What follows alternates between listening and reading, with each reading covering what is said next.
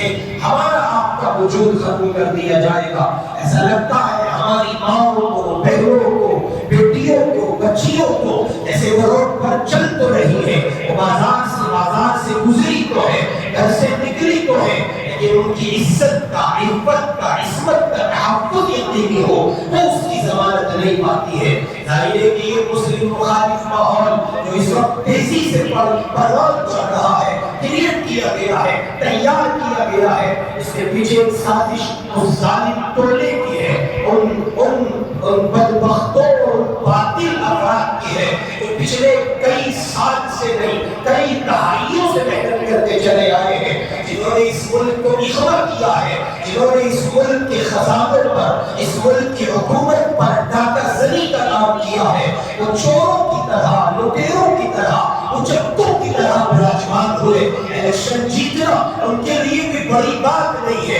Election میں کسی کو مات دینا ان کے لیے بھی بڑی بات نہیں ہے۔ وہ حکومتوں پر قبضہ جانتے ہیں، وہ اقتدار میں آنا جانتے ہیں۔ ایک طرف یہ سارا مخالف ماحول ہے، ایک طرف اہل اسلام ہے جو خوف کے سائے میں جی رہے ہیں، جن کے لیے کسی نئی صبح کا نکلنا ذرا مشکل معلوم ہو رہا ہے۔ پلٹ کے دیکھتے ہیں، وہ کبھی ارباب دانش کی چوکھٹ کا رخ کرتے ہیں، وہ کبھی اہل اللہ کی چوکھٹ کا رخ کرتے ہیں، وہ کبھی جاتے ہیں اللہ کے ان دیوانے برگزیدہ بندوں کی خدمت میں جن کی راتیں مسلوں پر گزرتی ہیں، جو اپنی جمیل نیاز کو اللہ کے حضور اس طور پر جھکائے ہوئے ہیں، رب کی قدرت کے سوا انہیں کچھ دکھائی نہیں دیتا۔ وہ ان کی چوکھٹ پہ جا کر یہ درس لینا چاہتے ہیں، یہ سبق لینا چاہتے ہیں، یہ پیغام سننا چاہتے ہیں۔ سسکتا جوان چاہتا ہے، بلندہ بوڑھا چاہتا ہے، معصوم بچہ چاہتا ہے،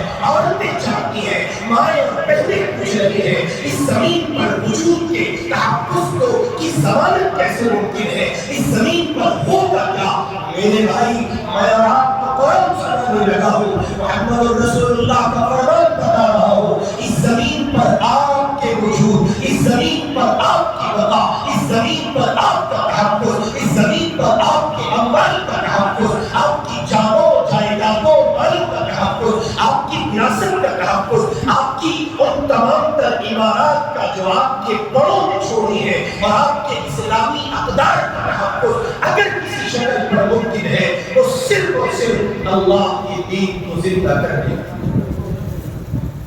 نوجوان بھی سنے یہ بات،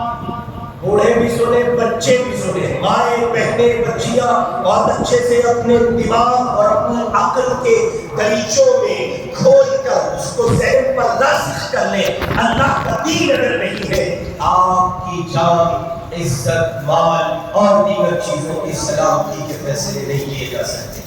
ان تنصروا اللہ ینصرکم، تم اللہ کے دین کی مدد کرو،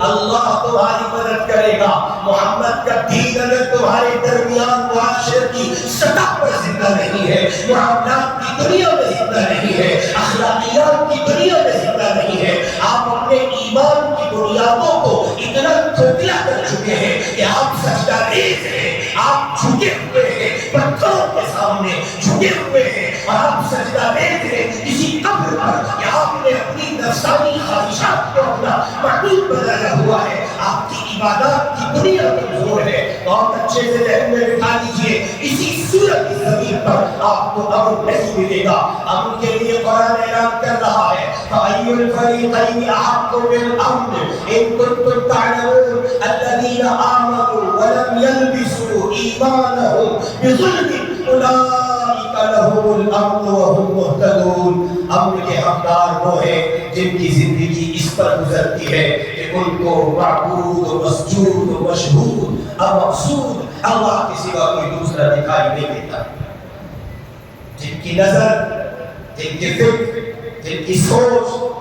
جن کا تخیل اور جن کی طاقت کا دن رات کا مشغلہ اور جن کی ایکٹیویٹی اس پر صرف ہو رہی ہے، وہ یہ سمجھتے ہیں کہ اگر حکومتیں بدل جائیں اور دیگر افراد حکومت میں آ جائیں، شاید ان کے لیے کوئی مناسب راہ نکل آئے گی اور راہیں ہموار ہوگی، مسدود نہیں رہیں گی۔ اور اچھے سے سمجھ لیجئے، اللہ کے دین کی بقا کے ساتھ آپ کی بقا ہے، اس لیے جوانوں کو بدلنا ہوگا، اپنی فکر میں بدلنا ہوگا، اپنی سوچ میں بدلنا ہوگا، اپنے کردار میں بدلنا ہوگا، اور بدلے اپنی صبح اور شامیں، بدلے اپنے رات کے مشاغل، نکلیے سوشل میڈیا کی غلامی سے۔ خیر بات کہیے سوشل میڈیا کو، اگر آپ اتنے سب کچھ ماحول کے تغیر کے بعد اور اتنی تباہی کے بعد بھی فیس بک کے دیوانے ہیں، ٹویٹر واٹس ایپ کے دیوانے ہیں، ٹک ٹاک کے غلام ہیں، اور آپ نہیں کر پاتے ہیں گوگل کی دنیا سے، یوٹیوب کی مجبوریوں سے، میرے بھائی آپ کے لیے اس زمین پر نہ کسی طرح کی بہار ہے، نہ سلامتی ہے، نہ رحمت ہے، نہ عزت ہے، یوں ہی تو دیا بنے گی، یوں ہی حالات خراب ہوں گے۔ اگر اللہ کا دین آپ کی میری زندگی میں نہیں ہے تو میری آپ کی زندگی اللہ کے یہاں کوئی بالا نہیں۔